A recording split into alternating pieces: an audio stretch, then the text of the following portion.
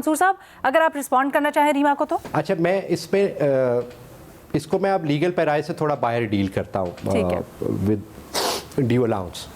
I personally believe کہ status جو ہیں وہ ان یوزول ٹائمس پہ ان یوزول رسپانس دیتی ہیں. میں جنرلی اس کو اس پیرائے میں دیکھتا ہوں.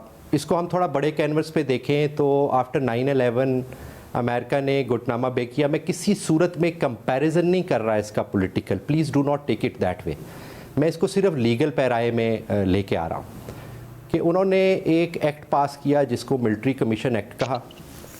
ریما صاحبہ سے یہ مانیں گی اس بات کو کہ پاکستان کا آئین ہمیں یہ جورسڈکشن دیتا ہے کہ ہم وہ پاکستان کے شہریوں کے اوپر جورسڈکشن دیتا ہے. امریکہ نے جورسڈکشن اس کمیشن کے تھرو ایکوائر کی of people all around the world and they have been trying them in military commission. This was an unusual response اور وہ ابھی بھی کر رہے ہیں.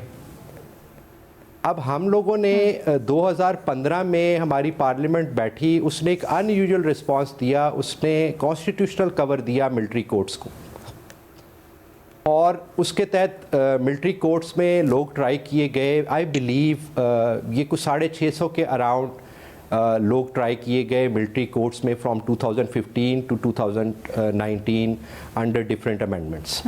اور اس کے اندر جوڈیشل ریویو کے تحت تقریباً 250 لوگوں کی ججمنٹس جو ہیں ان کو سیٹ اسائڈ کیا ہائی کورٹ نے, جو کہ ایک آئی سی سی پی آر کی بیسک ریکوائرمنٹ ہے آرٹیکل 14 کی کہ جو ایکیوزڈ ہے اس کے پاس رائٹ آف ریویو ہونا چاہیے, وہ آپ نہیں چھین سکتے. My point is, I am in no way defending it, I am just explaining the legal provision کہ جب ایک اس طرح کا ایکشن ہوتا ہے تو اس کو کسی صورت میں نارمل ایکشن نہیں کہا جا سکتا. I think nobody is explaining it in that terms as well. This is an unusual response which I believe کہ it is only to create deterrence, because deterrence is a theory of law. اور ہم ابھی اس stage پہ پہنچے نہیں کہ ہم کوئی ریفارمیٹیو تھیوری پریکٹس کر سکے جیسے یورپ آج کر رہا ہے.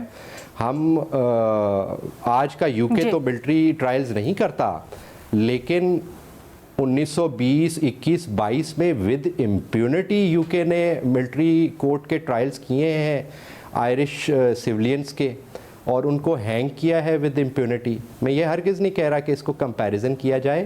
میرا پوائنٹ یہ ہے کہ نیشنز ڈو پاس سٹیجز, اور ایٹ ٹائمز ڈیٹرنس ریکوائرڈ ہوتی ہے. I think fighting war on terror, ان کی بیٹل لائنز جو ہیں وہ یہی اسٹریٹس ہیں. اگر ان پہ کوئی اٹیک کرے گا تو آئی تھنک وہ اس کو اس پیرائے میں دیکھتے ہیں شاید. ریما کچھ کہنا چاہ رہی ہیں, بالکل مختصر رکھیے گا پلیز. اگین آئی نو مظہر صاحب از been completely excluded from this, لیکن لیگل پھر مجھے جانا ہے, لیگل جواب میں دے دوں. دیکھیے پاکستان میں جو امریکہ کی ہم بات کرتے ہیں, جب گوانٹانامو بے والا واقعہ, پوری جو ملٹری ٹرائیبیونلز وہاں پہ اس کا ملٹری کمیشنز کی بات ہوئی تھی, پاکستان میں پوری دنیا میں اس کی مذمت ہوئی تھی. کسی نے یہ نہیں کہا تھا یہ اچھا ہو رہا ہے. وہاں پہ بھی اپنے امریکن سٹیزنز کو ملٹری کورٹس ٹرائی نہیں کر سکتے, اب اپنے سٹیزنز کو پروٹیکٹ کرتے ہیں. پاکستان میں ہم اپنے سٹیزنز کو کہہ رہے ہیں ملٹری کورٹس ان کو ٹرائی کریں.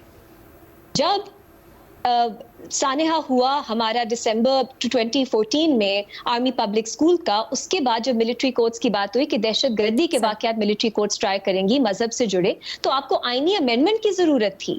اس وقت آئینی امینڈمنٹ نہیں کی گئی. یہ بھی بہت بڑا سوال ہے کہ اس وقت دہشت گردی کے واقعات کے بعد آپ کو آئینی امینڈمنٹ کرنی پڑی لوگوں کو سبجیکٹ کرنے کے لیے ملٹری کورٹس کے. اب آپ نے وہ نہیں کیا, آپ عام قوانین کا سہارا لے کے کہہ رہے ہیں کہ یہ ایکیوزڈ ملٹری ٹرائی کرے گی.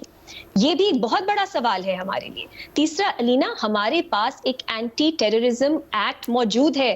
دہشت گردی ہمیشہ ہی ایک بہت سنجیدہ, ایک بہت سیریس ایکسیپشنل معاملہ ہوتا ہے. ہم اس کو کیوں نہیں استعمال کر رہے؟ جو ہم ایکسیپشنل رسپانس کی ہم بات کرتے ہیں, ہم نے وہ بھی تو دیکھنا ہے کیا وہ سینس بناتا ہے, کیا وہ ریزنیبل ہے, کیا وہ ریشنل ہے.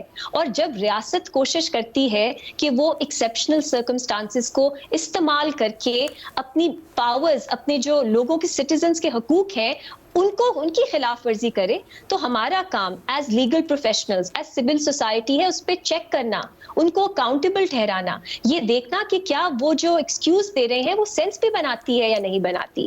یہاں پہ اینٹی ٹیررزم کورٹس یہ کیوں نہیں ٹرائی کر سکتی؟ تو رلینا دیکھیے سپریم کورٹ میں یہ سوال اٹھا اور حکومت کے پاس کوئی جواب نہیں تھا اس کا کہ سینکڑوں لوگ ہیں جو ایکیوزڈ ہیں 9 مئی 10 مئی سے جڑے اوفینسز کے سے. کیسے آپ نے ڈیسائیڈ کیا ان 103 یا 105 لوگوں کو آپ نے ملٹری ٹرائلز کرنے ہیں, باقی سویلین عدالتوں میں رہیں گے؟ پہلے ہی کہا جاتا تھا کہ یہ اتنے سنگین اوفینسز ہیں, یہ اتنے سیریس ہیں, دہشت گردی سے بھی زیادہ سیریس ہے, اس لیے ملٹری کورٹس ان کو ٹرائی کریں گی. اب ہم نے دیکھا ہے زیادہ تر لوگوں کی سزائیں 2 سے 5 سال ہیں, اور وہ کیوں ہے؟ کیونکہ آفیشیل سیکرٹس ایکٹ آپ کو لمٹ کرتا ہے. تو آپ بتائیے کیسے آپ نے فیصلہ کیا کہ ان 103 105 لوگوں کی ٹرائلز ملٹری کورٹس کریں گی, باقی سویلین عدالتیں کریں گی؟